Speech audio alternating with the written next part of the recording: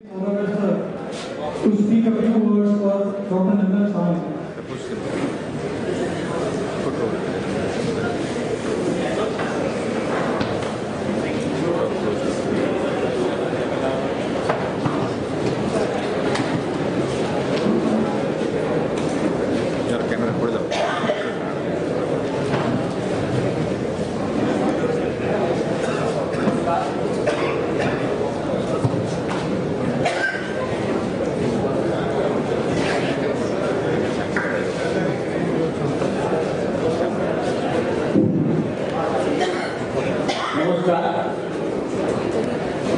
Doctors faculty club तर्फे आयोजित doctor नंदन सामंत कोरेशन आणि सीएमई या ठिकाणी आयोजन करण्यात आलेलं आहे।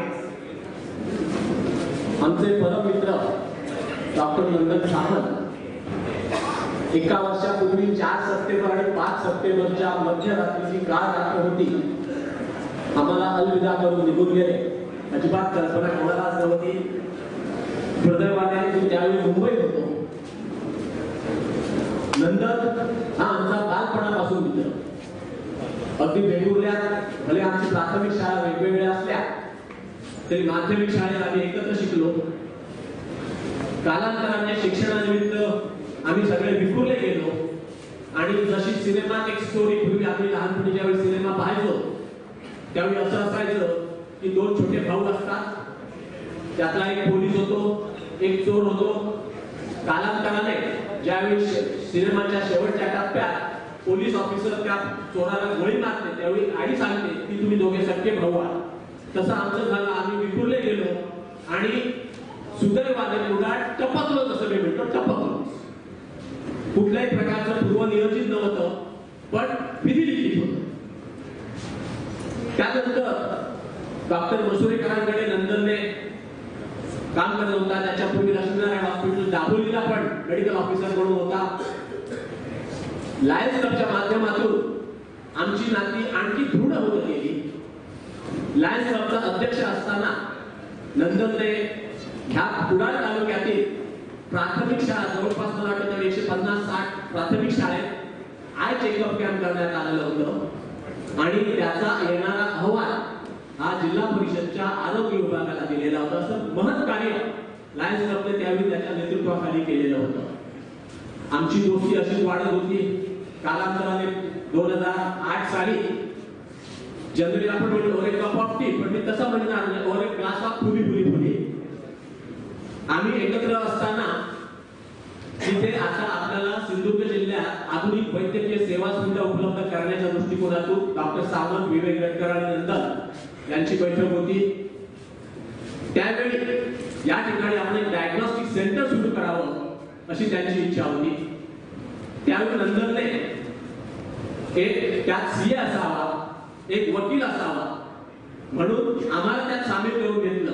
अर्थात हे जरी सत्य असलं तरी त्यामागे मला निश्चितपणे वाटतं की त्याने आमची मैत्री अत्यंत प्रेमाने जोपासली आणि आम्हाला त्यात सामील करून घेतलं। या सिंधुदुर्ग रेडिओ सेंटरच्या माध्यमातून आज निश्चितपणे अनेक रुग्णांचे जीव वाचवता आलं। भले आम्ही हा व्यावसायिक दृष्टिकोन जरी स्वीकारला असला तरी याच्या मागे शेवटची सुद्धा सामाजिक बांधिलकी आहे। कारण जे गोल्डन अवर असतात त्यात पुणा किंवा बेळगाव, कोल्हापूर, पणजी येथे त्या रुग्णाला नेणं त्याच्या ऐवजी याच ठिकाणी त्याचं डायग्नोसिस होणं हे गरजेचं होतं आणि ती सुविधा आम्ही उपलब्ध करून देऊ शकलो याचा आम्हाला सार्थ अभिमान आहे। 10 वर्षानंतर ज्यावेळी याच्यात आणखी वैद्यकीय तंत्रज्ञान नवीन येत आहे हे ओळखून नंदनने एमआरआयचा आग्रह केला आणि एमआरआय करावं की न करावं या आमच्या 5 जणांत थोडंसं वैचारिक विचार चालू होता। पण नंदनचा आग्रह होता की आपल्याला पुढची व्हिजनरी, त्याला आपण व्हिजनरी म्हणतो, त्या व्हिजनच्या दृष्टिकोनातून एमआरआयची सेवा आपल्याला निश्चितपणे आणली पाहिजे आणि ती सेवा आम्ही उपलब्ध करून दिली। अशा प्रकारे भविष्याकडे बघणारा हा आमचा चतुरस्र व्हर्सटाईल हा मित्र होता। त्याचं व्यक्तिमत्व आपण सर्वांनी ओळखलेलं आहे की ज्याला भूगर्भशास्त्रापासून खगोलशास्त्रापर्यंत म्हणजे पाताळापासून आकाशापर्यंत ज्याची महती होती त्याला कुठला विषय माहित नव्हता। वास्तविक त्याच्याकडे टेलिव्हिजन नव्हता, तरी सुद्धा त्याचं वाचन एवढं दांडलं होतं की त्याला वकील क्षेत्रातली मंडळी भेटत, इंजिनियर क्षेत्रातली मंडळी भेटत आणि त्याच्याकडनं ओपिनियन मागत, हा त्याचा फार मोठेपणा होता. अशा प्रकारे भले तो सर्जन असला तरी सुद्धा त्याची सर्जनशीलता त्याने निश्चितपणे बाळगली, पण त्याच्याबरोबरच त्याचं चतुर्थ व्यक्तिमत्व हे सर्वांना भावलं. वास्तविक त्याने कधी आपला बडेजाव ठेवला नाही, त्याने कधी मोठेपणा सूट बूट याच्यात वावरला नाही. अत्यंत साधी राहणी आणि उच्च विचारसरणी हे आपले जे ब्रीद आहे ना ते त्याने आपल्या आयुष्यभर जपलं. तर अशा प्रकारे करत असताना आपण म्हणतो की जीवनात आपले 3 टप्पे असतात. आपल्या देशाचं जर लाईफ एक्सपेक्टन्सी विचारात घेतली, सरासरी आयुष्यमान साधारण 67-68 वर्ष आहे. महाराष्ट्र त्यात आणखी आघाडीवर आहे, आयुष्यमान जवळपास 75 वर्ष आहे. आपण जर त्याचे 3 टप्पे केले, वयाचे 25, 50, 75, तर आपण त्याला टू लर्न, टू अर्न आणि टू रिटर्न. पहिल्या 25 वर्षात आपण शिकत जातो, पुढच्या 25 वर्षात आपण कमवत जातो आणि त्याच्यानंतर आपल्याला ज्याच्याकडून आपल्याला शिक्षण मिळालं, ज्याच्या समाजात मार्फत आपल्याला जे पैसे मिळाले, त्याचं आपण रिटर्न समाजाच्या उन्नती होण्याचा प्रयत्न करावा. म्हणूनच म्हणतो त्याने उच्च विचारसरणी जपली होती. मला आठवतं की अशा कार्यक्रम आपण मराठी म्हणून एखाद्या कार्यक्रमाला सहज म्हणून जातो वा, तर असे वा वा वा वा हे 4 गोष्टी त्याने आम्हाला शिकवल्या. आम्ही त्याच्यावर खूप शिकत होतो. पहिला वा आहे आपल्याला वाचवा, आपण पैसे मिळवायचे आणि ते वाचवायचे. दुसरा वा आहे वाढवा, जे पैसे आपण वाचवलेले आहेत त्याचे बँकेत अन्य ठिकाणी ठेवून ते वाढवले पाहिजे. तिसरा वा आहे वापरा, की नुसते पैसे ठेवून उपयोग नाही, त्याला आमच्या दृष्टिकोनातून पेपर करन्सी झाली रद्दी, तर ते वापरता आले पाहिजे, त्याचा उपभोग घेता आला पाहिजे. आणि चौथा वा आहे वाटा. तर ह्या स्तरावर असताना नंदनने अचानक आमच्यातून एक्झिट घेतली. म्हणूनच म्हणतो ज्यावेळी आपल्याला God will blesses you financially, let us not raise our standard of living, let us raise our standard of giving. Thank you. Thank you very much, sir. I request Dr. Swan sir to take over the stage and enlighten us with Dr. Harinder sir's introduction.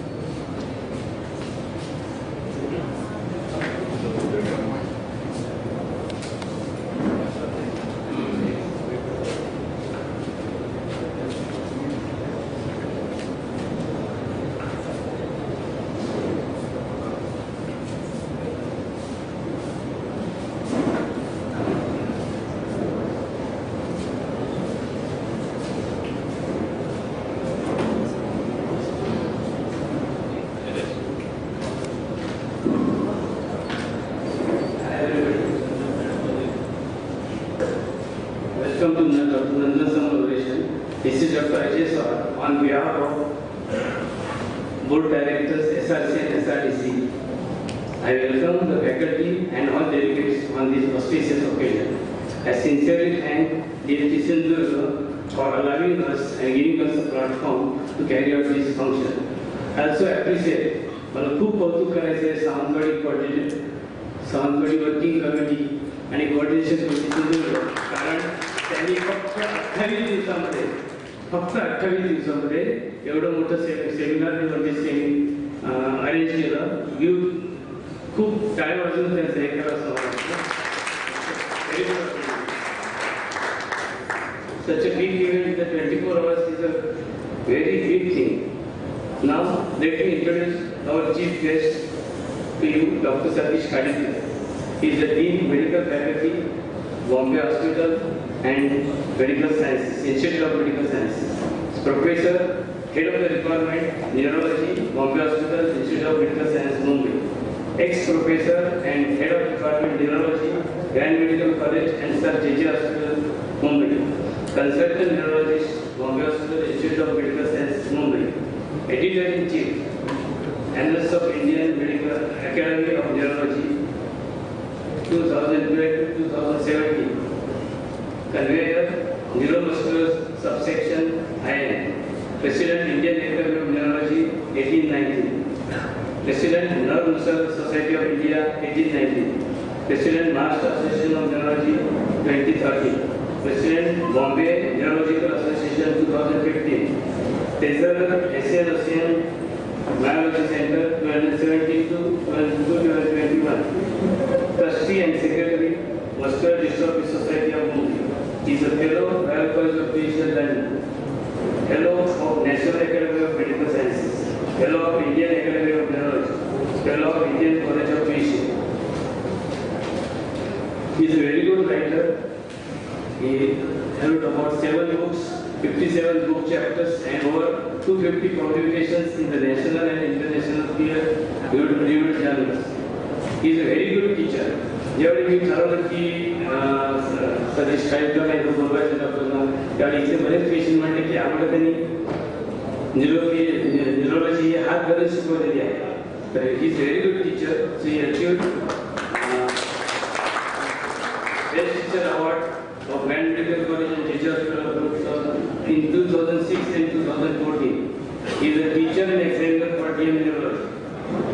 Dr. Satish Kadekar, one of the most esteemed personality in the field of medicine. He is a great teacher, expert neurosurgeon, and great author. And above all, he is a very down-to-earth person. महत्त्वाचं सांगायचं तर एवढं मोठे व्यक्तिमत्व आहे. मी सांगितलं त्यांना की आम्ही एक नंतर सामान ऑपरेशनवर अरेंज करतो इव्हन डिसेंबरला आणि तुम्ही याल का? एवढं कार्यमग्न माणूस असून सुद्धा एक व्यक्ती त्यांनी सांगितलं just give me 10 minutes Ajay I tell you. आणि बरोबर 10 मिनिटात त्यांचा फोन आला की I am available on 14. That is his greatness and down to earth person. To talk about him would probably consume a lot of time. So I rest here. I request the compensation and our district senior patient Dr. Vivek Redkar to please accompany Dr. Kadekar to the dais. Please, all I request all delegates to give standing ovations and big round of applause.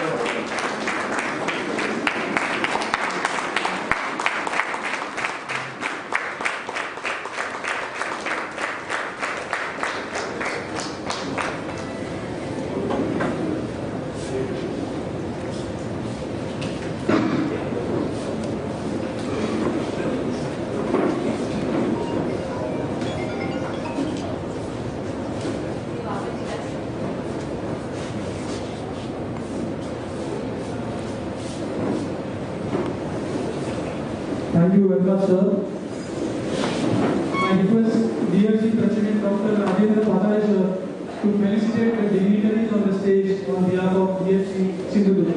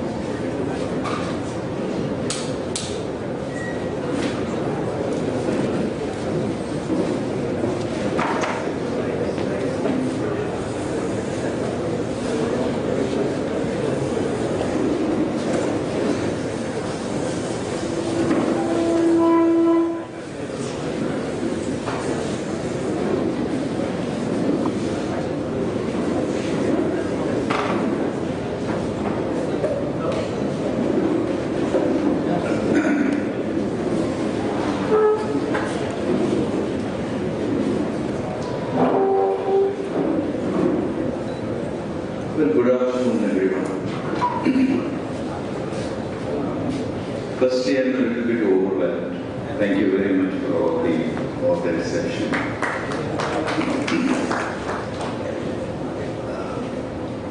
I personally did not know Dr. Nandan, but I came to know about him from his very close friend, Dr. Ajay Swar, whom I know very well. And 2 days ago, we discussed a little bit about what Dr. Samant had done. And it's absolutely fascinating. Like Mr. Saudagar said, that people from other fields came to him for advice, which is something that I've never heard before. So it must have been something unusual. So yeah, it's an honor for me to be here and be the orator for this remarkable person. Thank you very much for asking me to be here. The topic that I have chosen for the oration is a little unusual. But I thought this is a topic that will touch all of you, because all of us go through similar things. Do you want the slides? Can we turn the slides on?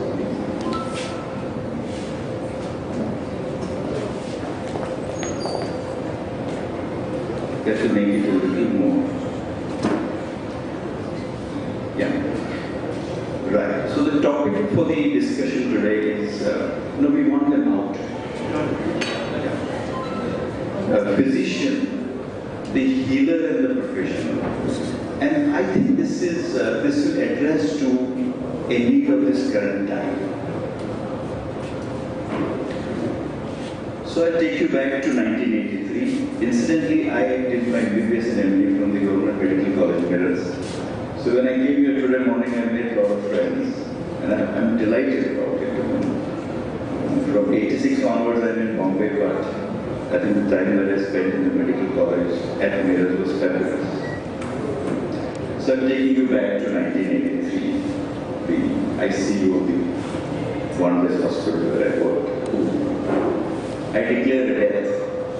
I mean, as a general medicine registrar, you declare 3-4 deaths every day for the 3 years that you work as a MD resident. What was the scenario at that time? You open the ICU door, you pick up the ICU, you call the relatives, you declare the death, you close the door. And you told the watchman, don't let people cry here. And that's it. It went out of your mind. Once a death was declared, it went out of my mind. And I did this 3 to 4 times every day. It didn't touch me. In 2017, which is whatever number of years later, a boy died of encephalitis under my care. We did everything that we could do. The parents appreciated what we did. I would sort of repeatedly check, have I done everything, make more rounds than were necessary. In fact, my residents also asked me, sir, what's wrong? Why are you so worried? We've done everything. The boy died. When they took the body back to the city where they come from, for a good fortnight, this boy wouldn't go out of my mind. What will the parents do? He was a single son. How will they go on with life? So, what changed from 1983 to 2007?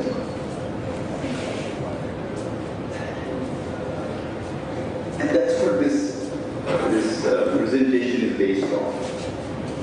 If you look at it all over the world, but particularly in a country like ours, physician has at least 2 roles to play, if not more. First is of a healer. Whoever comes to you, you have to make him or her comfortable in the way you can.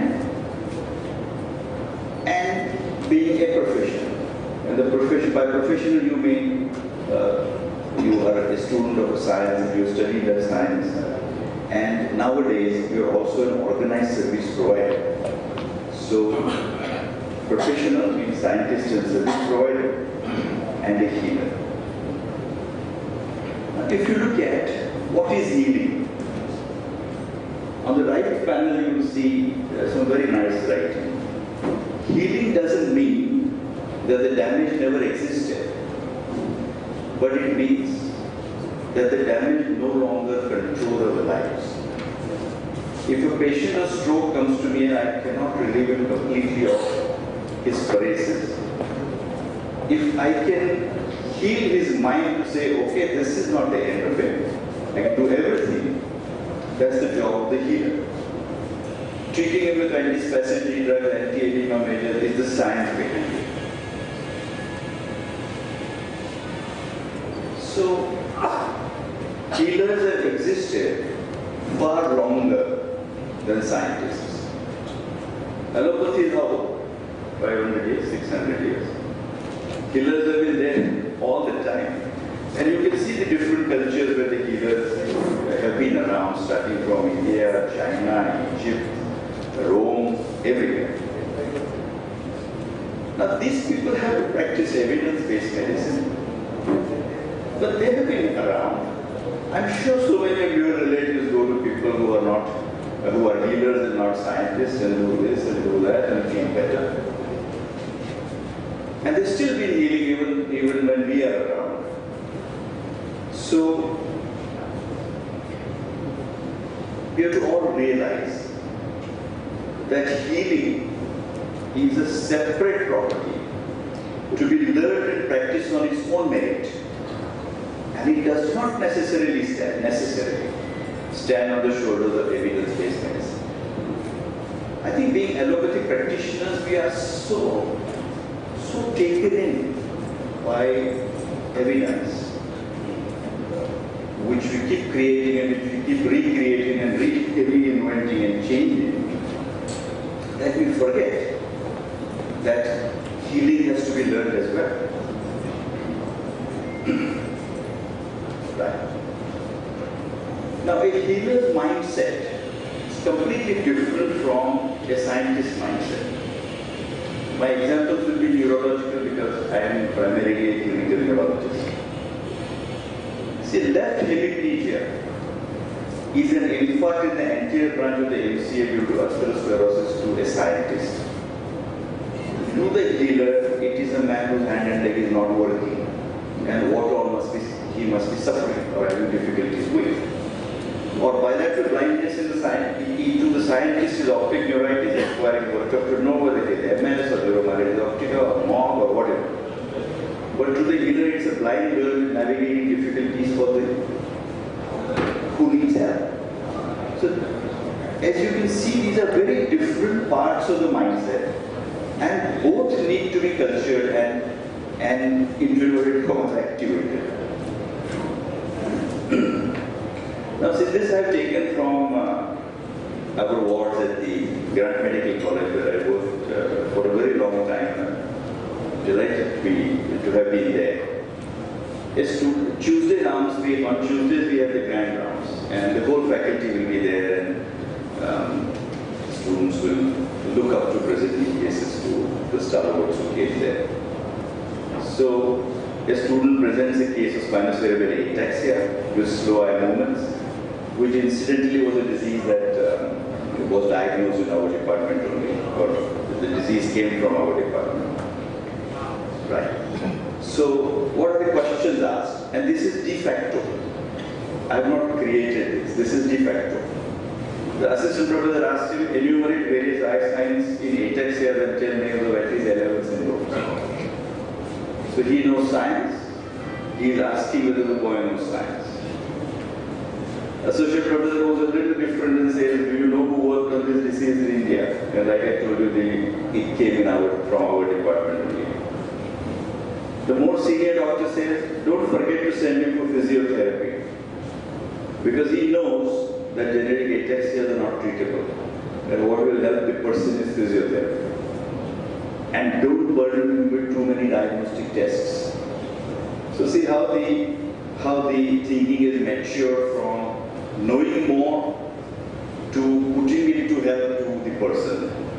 And the head of the department says, it's time we looked at antenatals to stop the transmission within the family history of 4 generations. So from the types of ataxias, how the more senior neurologists evolved into how to help the patient and how to prevent a disease. This seems to take a lot of time. This is what I want to bring your attention to. All of us mature like this. All of us mature like this. There are lots of senior people here whom I see. We mature, but we mature in our own sweet time. So unless you teach a new student who is coming to medicine as to how to do this fast, we will probably have this chain continuing. Right. I'm just abreasting you with another concept. I'm saying that physician should be a healer. But if you look at the medical curriculum, the way we are treated when we do our MBBS and when we do our MD, what shall I say? It does create some problems. And I'm sure all of you who have done house posts will relate to this. You work for 36 hours at a stretch. 3 batches of nurses have come and gone. Nobody's asking you whether you had your lunch or not. Nobody's asking you whether you slept or not. And the next day the boss comes and says, what is this fellow's potassium? I say, what the hell? Please ask me whether I had my breakfast, whether I slept. But you also know the potassium level. So what's ingrained in us at that time? That your personal needs are irrelevant and your time is no longer yours. I think this is a huge damage that medical curriculum does to people who are the soldiers of medicine, or the new soldiers of medicine. How many of you have gone through the day forgetting your own lunch? Time and again you say, okay, let me finish this opening, then go and eat. And you are preaching patients not to skip lunch, not to eat early, sleep early. Now, where did this come from? The way medicine was when there weren't so many people around on this world, the medicine has remained the same. Now, when I was doing my MD, about 25 and 30 patients will get admitted every day in the busy medicine unit, an equal number will be discharged. In the Grand Medical College or the Sion Hospital, about 100 get admitted every day and 80 to 90 are discharged the next morning. And there were 3 boys and girls for 30 patients when I was doing 30, 35, 40 or a number of years ago. Now there are 5. So we're just not appreciating what damage are we doing to the young doctors who are coming into the system by impressing on them that you don't matter. Only the patient matters. I think it's absolutely incorrect. The concept of self-care almost loses its meaning at this particular time, and this injury remains throughout the life. Throughout the life, this damage remains with you. Now, there is an example in mythology. There is a mythological creature by the name Chiron, who is a centaur, who was struck by an arrow of Hercules. It created a wound which wouldn't heal. But Chiron lived in severe pain, but became a great healer of men. If you read Carl Jung, you will read about this tale. So a lot of us are like that. We are healing, but we are healing others, but we are ourselves not whole, because we have sacrificed our own personal needs. I'll come back to this a little later. Now let's look at the professional part of a physician. What is that? A scientist trained in evidence-based. And nowadays, being part of a healthcare system, understanding the role of being a wheel in a machine, linking with colleagues, linking with others in the system.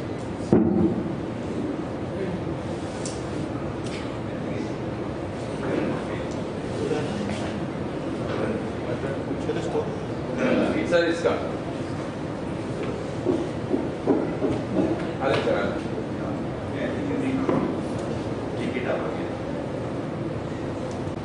I'm happy with this. Yeah, okay. Right. So, if you really look at what we're doing, our mandate is healing. Our professionalism is how we organize ourselves. So these two parts are complementary. They're not one against the other. Now let's spend a little time on issues with the development of all of us, medicine men, in today's India. Whom do we take in? We take in 17 or 18-year-olds who are very intelligent. Intelligent in what? Intelligent in solving the MCQs. And most of these MCQ solvers have no idea why have they come into medicine. If you truly ask yourself, at whatever stage of life you are, why are you in medicine? I don't know how many of you really know the answer. You were intelligent, you could come in, you have come in, all right. But why have you chosen this? Very few know this. And I think fewer come into medicine with the idea of helping others. In fact, at the Grant Medical College, any one of you are from the Grant Medical College? So at the RM Bhatt hostel, we asked the first year students, why have you come into medicine? See what this boy said. Why have you taken medicine as a career? Sir, it's my father's dream to become a doctor. After doing some research, This boy's father told him that you should become a doctor, and he became a doctor. I'm sure all of you relate to this. This happens all the time. So see what this boy says. Hi Chetan. Hello, sir. Why have you chosen medicine as your career? So there was this doctor sitting beside the house. He's seen a doctor in front of his house, and therefore he wanted to become a doctor. So I asked him, did you know that this doctor wakes up every night 3 to 4 times to go and see patients? He said no. Yeah. Okay, we bring this boys and girls who solve MCQs. Let's be honest, what do we train them for? We train them for competitive element. They have to be better than others. We train them to solve MCQs better, mug up more, and know more than others in the class. So this aphorism puts it very beautifully. And better your medical college, more this exists. 2 medical students are in the jungle and see a tiger. As one gets ready to run, the other asks him, do you really think we will outrun the tiger? He says, no, I will only outrun you. So, all these intelligent people, we train them to be better than others. We really don't train them to be healers. We do not even impart the real perspective of medicine to them when they are young. Now, this is another fellow. Our registrar asked him, why do you read books? Books.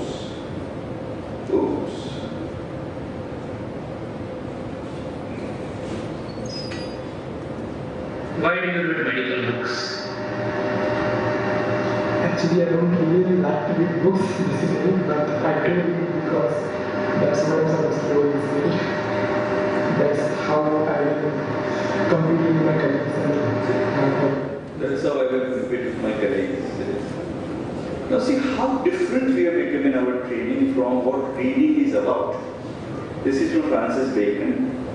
Read not to contradict and confine, not to believe and take for granted, not to find thought and discourse, but to weigh and consider. I mean, whatever is in front of us, how do you evaluate it for the benefit of the sufferer? Not to solve more MCQs and go ahead of someone. So the early training has become about competition, unmanageable load of information, because now there is so much information that none of us can say that I know it all, and a need to score in the next examination. So MBBS students are populating the libraries, and they are not coming to the wards. Wards are where there are patients, and they will learn from them what is to be done, they will know what their requirements are, but they are in the libraries. The postgraduate training also has some issues. What are the issues? There is intrigue of the rare and the unusual. Now, at the Grand Medical College again, we had these MBBS students being posted for a few weeks in our neurology ward, which I must say I strongly discouraged, and the reasons are different. But here you see them around a patient who had a very rare diagnosis. Whenever they come to the ward, they will search out the most rare diagnosis and they will go and see that patient, the like of which they will never see in the coming 25 years. So they will not see a common disease. So what is this? This is, I think, wrong application of intelligence, where they think that if they find something rare and unusual, it satisfies their intelligence. But what is medicine about? Medicine is not about rare diseases and diagnosis of one-upmanship. It is about treating common diseases well. Do we teach that to them? See, these people, when they went to this patient, I asked our tutor, how did they know about this patient? So he says, sir, maine bataya. Why did you tell them about the most rare case in the ward? Put signal on them. What do they have to learn? They have to learn to treat common diseases well. Uncommon diseases, if they also pick up, fantastic. Right. And that's because medical teachers are also not taught what to teach the students. And I must say that I've gone through medical teaching at all phases of my life. Participated in it strongly. So, if I look at what did I do as a young teacher when I was a lecturer, and my boss first told me, okay, teach the many students, you can alternate with me. And my boss, of course, was very, very big, giant in neurology, so filling his shoes alternate time was a nightmare for me. But, of course, I did it. So, what will I do? I will impress them with what I do. I will impress them with what I do. I'll tell 20 syndromes, I'll tell 15 signs. And they will all be awestruck, oh, this man knows so much. After a few years, it dawned on me, why am I trying to impress them how much I know? The fact that they are sitting in front of me means that they have accepted it, that I know more than them. Why am I telling them all these things? Then I started asking them, please let me know, what do you want to know? Where are your problems? And then I moved that way. And in fact, the classes become simpler and simpler and simpler. So every tutor migrates like this. But we do not have a system for teachers who will tell the students what the student should know. Like my senior teacher whom I alluded to, Dr. Noshir, he used to take undergraduate classes. And he had this dictum, senior most teacher for the junior most student. So I said, why? They are like clean slates. Whatever you put there will stay lifelong. So I used to go and attend. I liked attending his classes because he was a teacher par excellence. So he'll say 3 causes of episodic unconsciousness: epilepsy, migraine, and stroke. There is no 4th cause. So subsequently I used to ask him, sir, there are so many other causes, to be teaching them 3. He says these 3 are 90%. They are MBBS students, this is all they need to know. So what to teach whom? Do we teach our teachers? As when I have gone to various places in the country as DM examiner, I have the same experience. Co-examiners are asking such questions that I don't think half of the students can answer, just to show that they are very powerful neurologists. But that's not what they're there for. They're there to find out on that day how good the candidate is. Can he be passed? Will he damage someone if you pass him? Is he okay? That's all they need to know. Now, in all this, you have to, good boys and girls go to municipal colleges and government colleges. The number of people whom they see is so high that really trying to talk to the patient, trying to get to know becomes very difficult. So, and there is also a big cultural and educational gap between you and the patient. It is reducing, but it is still very big. Like in the Grand Medical College, if you ask the patient, again early part of my training, कोई तकलीफ क्या है? तो जैसे साहब आप ही देखो. But होता क्या है? साहब आप ही देखो. Unless you tell me, I will not know. अब डॉक्टर तो आप है. So, in such a cultural gap, how will the student learn what is compassion? How will he learn what we want him to learn? So what has our system largely produced for all these years? Intelligent individuals full of knowledge of the evidence base, who have developed the ability to work long and hard, in that process being wounded a little, but their environment is completely unsuitable to develop empathy. We have not trained them in empathy, and the healer element has not been tapped at all. This is the hard fact of Indian medical training today. Then such people then come out into the practice, and then what happens to them? There is an identity crisis. When a corporate hospital, they go and say, okay, I want to apply, and then say, but I had DM to sabne kiya hai, tumhe aur kya kiya? So, problem. And they quickly come to know that they don't dictate, the corporate jars will dictate them. There is also an issue of wanting to get things quickly. Their engineer friends have already started rolling in money, they've already started doing it, they are still learning. So the inequality with the contemporary professions also hitting today's professionals in medicine. I don't think it was that much a few years ago.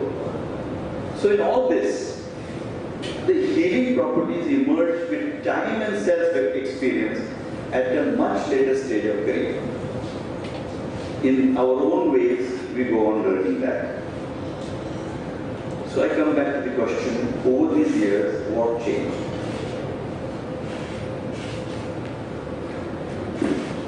I sort of drawn a cycle of what changed. For each one of those, it may be slightly different, but I think you will relate with some elements. I started off thinking that competence is above everything. I must know. As a young boy in medicine, see, if I have mugged up these few pages, that's what I need to do. I must know competence. Then when I started, passed and started practicing, first few years, I enjoyed the diagnostic challenge. The patient has come to me, I made a diagnosis, I gave the right treatment, fantastic. My job is done. As more years went by, I realized that the science is quite incomplete. There is only a set of people whom I am able to diagnose and treat. This is a lot. I don't know. So I was still young. I thought, if I don't know, somebody else will know. So I kept on asking people. And over a period of time, I realized that nobody knows. The science is incomplete. There are a whole lot of patients whose diseases we have not understood.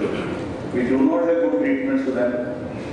Then I started understanding the importance of compassion. When a patient of motor neuron disease comes to me, previously I would just say in one line, sorry, I have nothing to offer. So he will say, shall I come back again? If you want to come. That's science.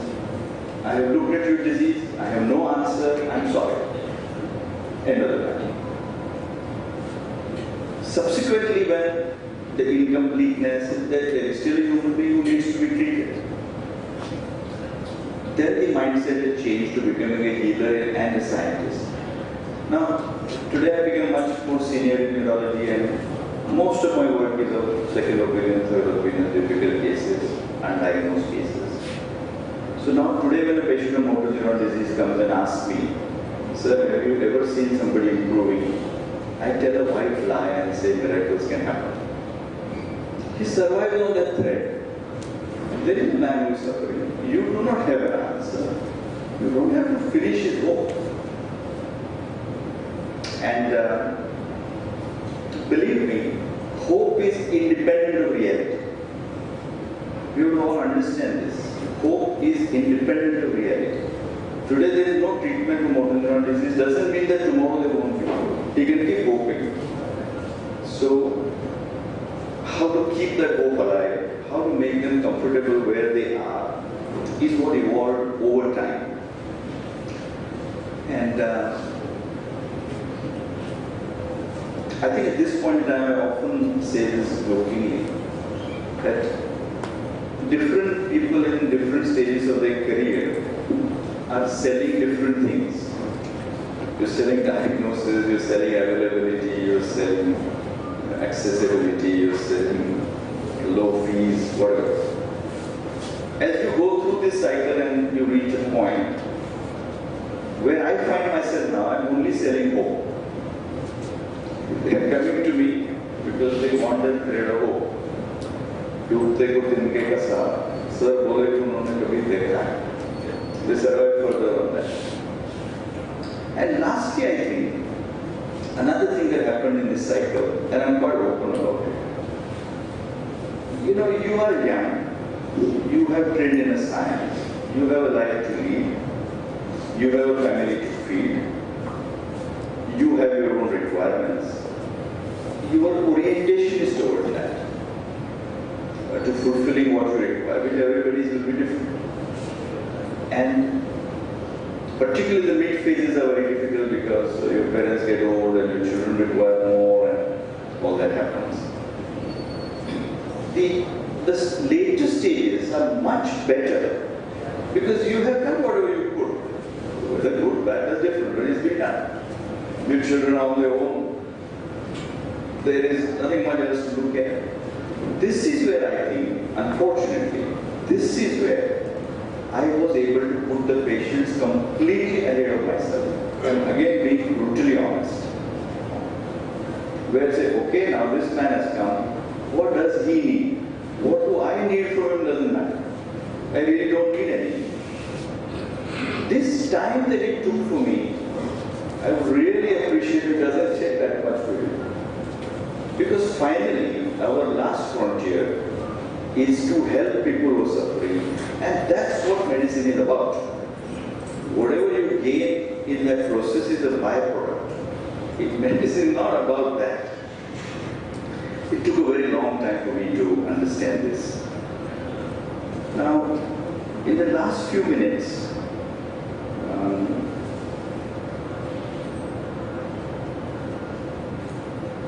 I'll skip some of the slides. I think if you are lucky enough to have good role models, you should look at them. How have they done what they have done? So, some of you may know Dr. Ravi Shankar, who is the headache doctor in Bombay, who is a very good friend of mine.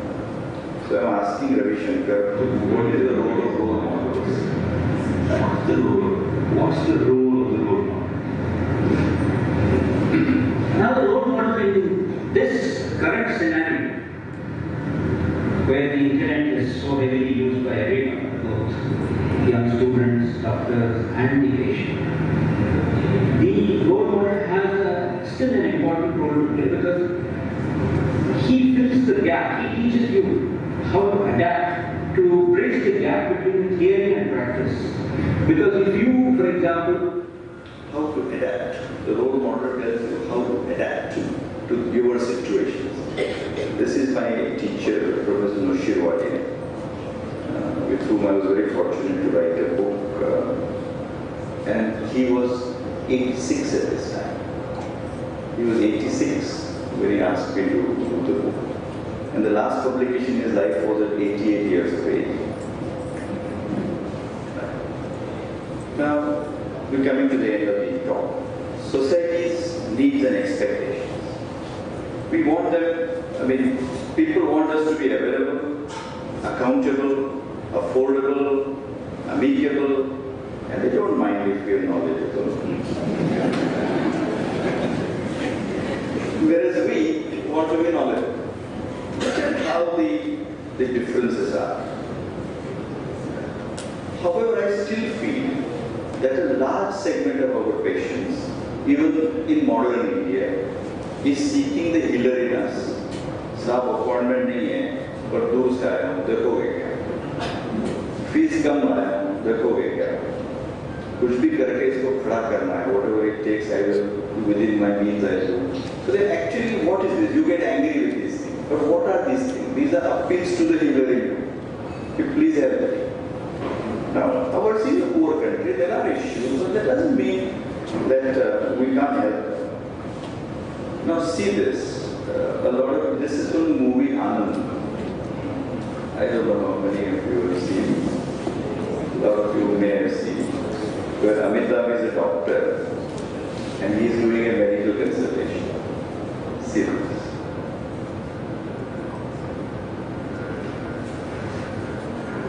Hello, doctor. Will anyone help me?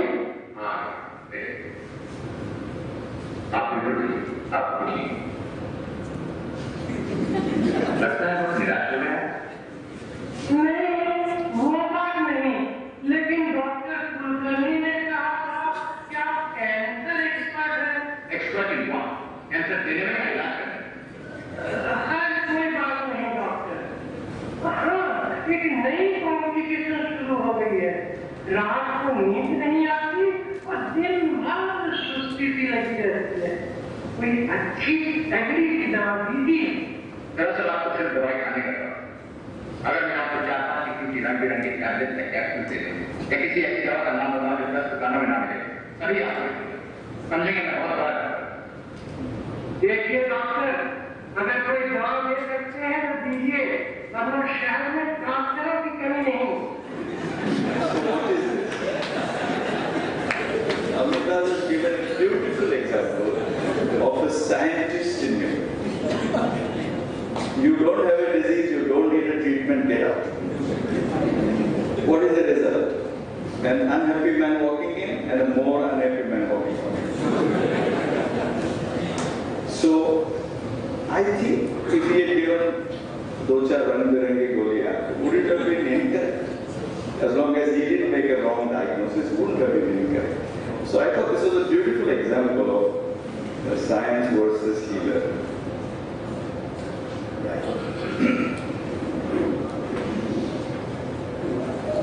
Medicine in India is getting organized, but still our practices are solo and autonomy is still maintained within us. So we have a chance to express our healer element at our discretion. We're not still completely governed by the desires of the corporate world. So I think it's an appeal to all of you to actually yourself and for whoever you come in contact with, discuss the healer bit and practice it. So while we embrace organized medicine in India, which we will have to, because the whole world has gone through that cycle, the insurance and the organized medicine and doctors as part of all that will happen to us. But I think it is very important that we remember that healing is the mandate of medicine. Professionalism is how it is organized. And let us all nurture the soul of medicine, which is the healer. The day this dies, nothing else will matter. Then it will be like a computer game. So as is customary after an oration, I sort of bow down to my MD teacher, Professor S.V. Sotu, whom a lot of you know. He was a par excellence clinician. And when I got registration for DM neurology, he gave me his hammer. And he said, okay, you're going to be a neurologist, take this hammer. 30-35 years later, the hammer seems to be Jaduka. It is still with me and nothing seems to happen. And Professor Noshiwadia, some of these legends you know, Professor Noshiwadia, Veer Singhal, Sarosh Kathwar, Geeta Mehta. The Department of Neurology at Grant Medical College is a peculiar department. In 60 years, we are only 5 heads. each having an inning of some 12 years, 13 years, like that. So I'm very grateful to these people because they really taught me not only to become a good scientist, when all of them are scientists, but at the same time, all of them, they, in their own way, are leaders. And I learned a lot from them. I'm always asked, how did you arrange yourself like that? But it just happened. And the two stalwarts with whom I learned outside India, Professor Bhajan and Professor Martin Paul. And all the colleagues from whom I learned and all the patients from whom I learned, with which this thought process came about, and so many of my MD medicine people I met today, and I'm delighted about it. So allow me to end with this little clip.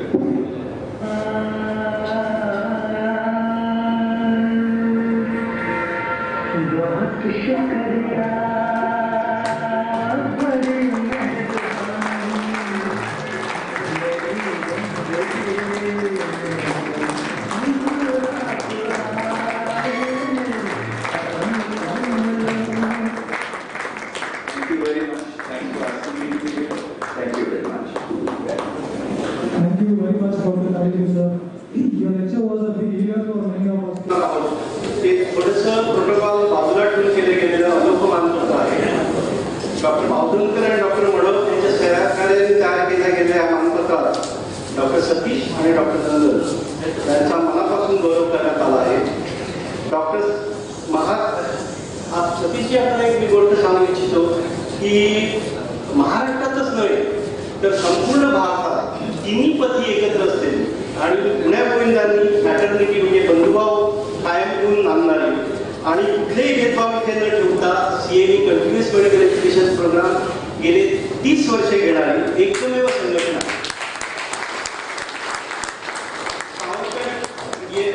DFC क्लबचे मी मनापासून स्वागत करतो आणि अभिनंदन करतो. Doctor नंदन ही संघटना स्थापन करण्यामध्ये doctor मुसळेकरांबरोबरच एक व्हाईस कॅप्टन म्हणून काम करत होते. त्यांचा सिंहाचा वाटा आहे. त्यांच्या हयातीत DFCला लाईफ अचिव्हमेंट अवॉर्ड त्यांना देता आलं नाही याची आम्हाला खंत आहे. पण आपल्याला हे आणि त्यांना हे मानपत्र अर्पण करून ती खंत आम्ही थोडीफार तरी करून काढतो आहोत. हे मानपत्र असं आहे. तुमच्या नंदन या सुंदर आणि वलयांकित नावामागे कैलासाची लावताना अवघ्या वैद्यक विश्वाला एक प्रकारची आणि DFCला खिन्नता आली आहे. आपण एक अत्यंत आत्मविश्वासू, अभ्यासू, हुशार, नावाजलेले सर्जन, जननी जन्मभूमीश्य स्वर्गातपी गरीयसी या उक्तीचा मान राखून मातृभूमीच्या सेवेसाठी आपण कर्तव्य साधनेला सुरुवात केली. डॉक्टर नंदन सामंत प्रज्ञा आणि प्रतिभा यांचा अभूतपूर्व संगम असलेले एक बहुआयामी व्यक्तित्व DFCच्या कायमचे स्मरणात राहील. डॉक्टर सतीश वसंत खाडीकर, आपणही असेच प्रतिभावान बहुआयामी व्यक्तिमत्व. आपलेही न्यूरोलॉजी या क्षेत्रातील योगदान असामान्य असेच आहे. न्यूरोलॉजीमधील विविध संस्था आणि त्यामध्ये आपण केलेले कार्य, लेक्चरर पासून HOD ते डीन असा आपला खडतर प्रवास आम्हा सर्वांना प्रेरणादायक आहे. डॉक्टर नंदन सामंत ओरेशन देण्याचा सन्मान जीवनात उत्तुंग यश मिळवलेले आपल्यासारखेच व्यक्तिमत्व करू शकते याबद्दल SRC आणि DFC सिंधुदुर्ग यांना बिलकुल संदेह नाही. वैद्यकीय क्षेत्रातील आपल्या अमूल्य अशा योगदानासाठी DFC सिंधुदुर्ग हे मानपत्र आपणास सादर करीत आहे. धन्यवाद.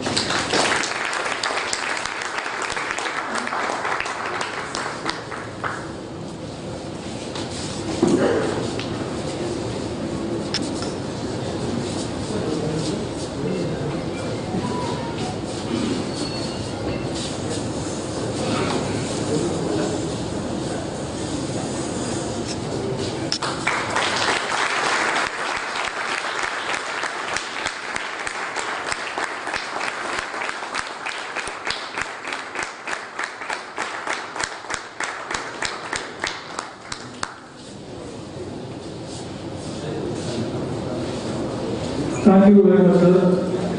Requesting DFC President Dr. Patade sir to present Dr. Khadikar with the memento of today's program. Requesting the SRC directors to present an award, prestigious award to Dr. Khadikar sir.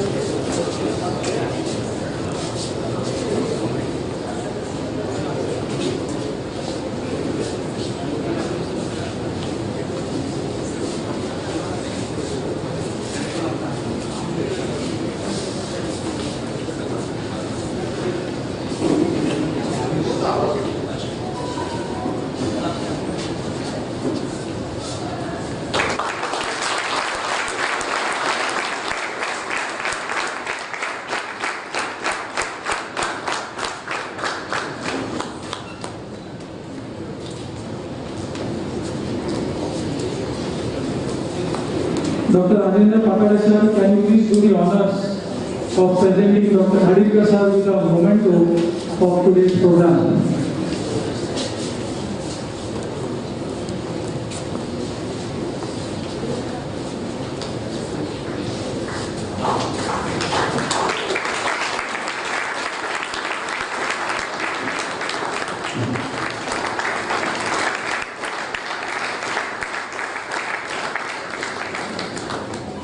Thank you very much.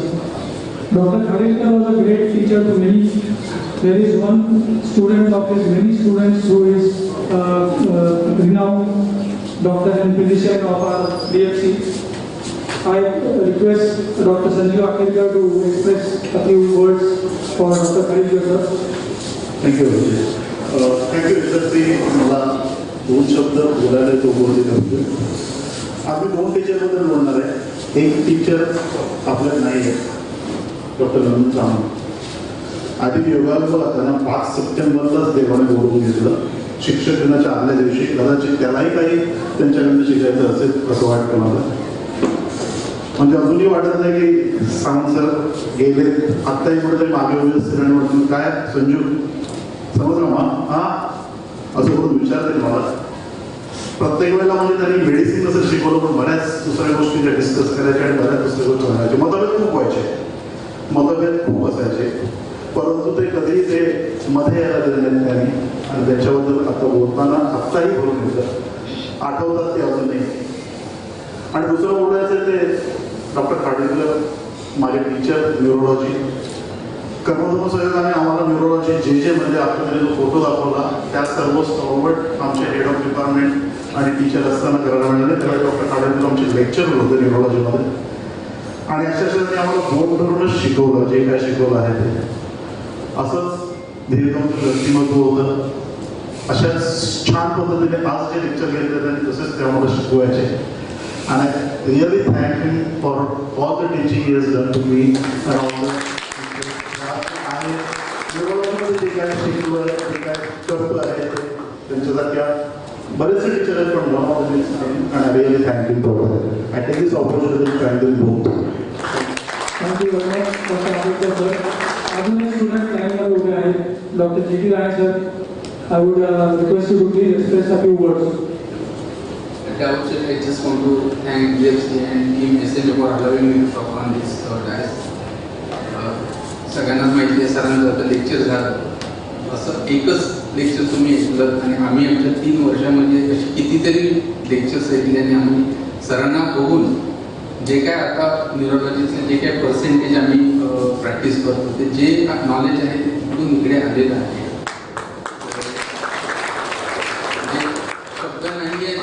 Thanks म्हणणे एवढं सांगे की गुरु ब्रह्मा गुरु विष्णू गुरुर्देव महेश्वरा गुरु साक्षात परब्रह्म तस्मै श्री गुरुवे नमः. खरंच तुम्ही आज इथे आलात आणि जी प्रोसेस आमची एवढी वर्ष चालू होती ती कंटिन्यू केलात आणि आम्हाला ते हिलिंग जे नंदन सामंत सरांनी इथे सोडलं होतं ते कंटिन्यू करण्याचा आम्हाला एक बळ दिला. Really thank you sir.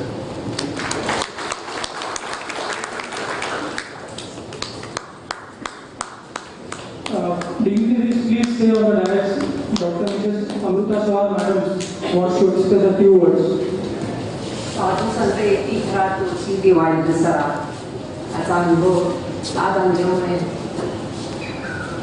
सर तुमचा बोलल्या तुम्हाला मी काही त्यांची स्टुडंट नाही आहे पण 22 वर्षापूर्वी ते माझ्या निमित्त आले आणि that time also he was a great healer and now today also whatever he said